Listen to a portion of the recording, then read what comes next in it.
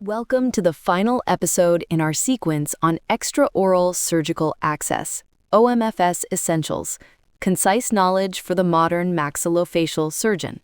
Today, we address the approaches to the two distinct but often related areas, the parotid gland and the cervical lymphatic structures via neck dissection.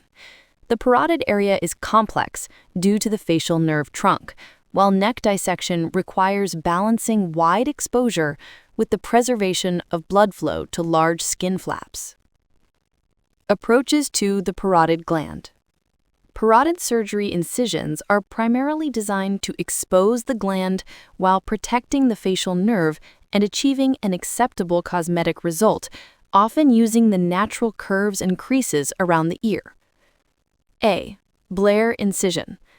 This is a comprehensive incision that starts in the preauricular crease, extends superiorly to the helix, curves around the ear lobule to the mastoid process, and then curves down into a neck crease over the sternocleidomastoid muscle. Modification. If a simultaneous neck dissection is planned, the inferior limb can be extended further into the neck. Indications. The gold standard for most parotid gland surgeries. Precautions.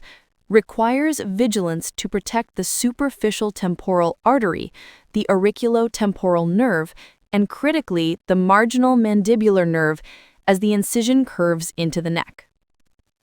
B. Incision variations.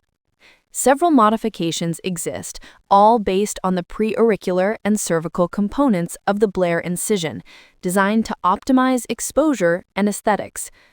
Gutierrez incision includes a temporal extension, a preauricular component, and a neck limb. Redon and Violent incision. Similar, featuring a preauricular sector that curls around the lobule and extends down into the neck crease. Adson and Ott incision, a Y-shaped incision with preauricular, postauricular, and cervical limbs. Its advantage is improved aesthetics due to the lack of a superior temporal limb. Appiani's incision uniquely places the superior portion within the lower scalp, hidden by hair, to improve cosmesis, though this shorter temporal limb may restrict superior access. Incisions for neck dissection. Neck dissection incisions must allow thorough access to the deep cervical structures while providing safe skin coverage for the underlying vital structures, especially the carotid artery. A. Triradiate incisions, Y-shaped incisions. These incisions provide liberal exposure but create vulnerable triangular skin flaps.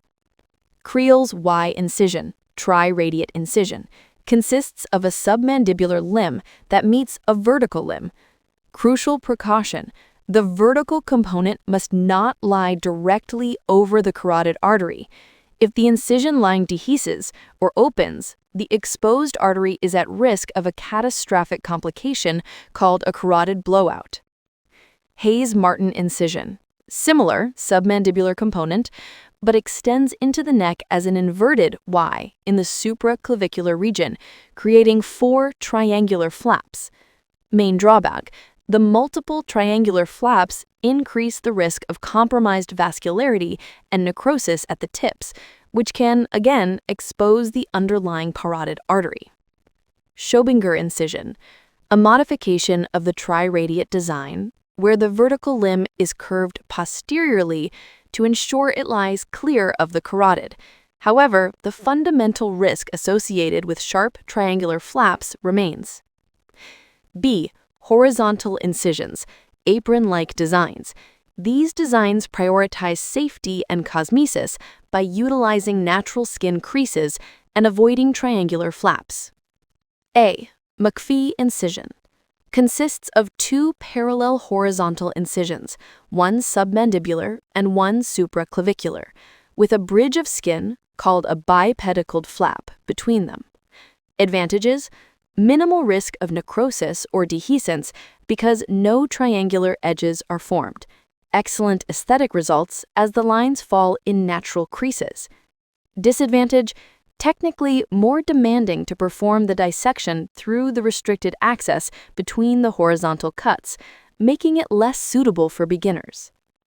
Freund and Latashevsky apron incision begins at the mastoid, curves below the mandible and down across the SCM, and extends toward the chin.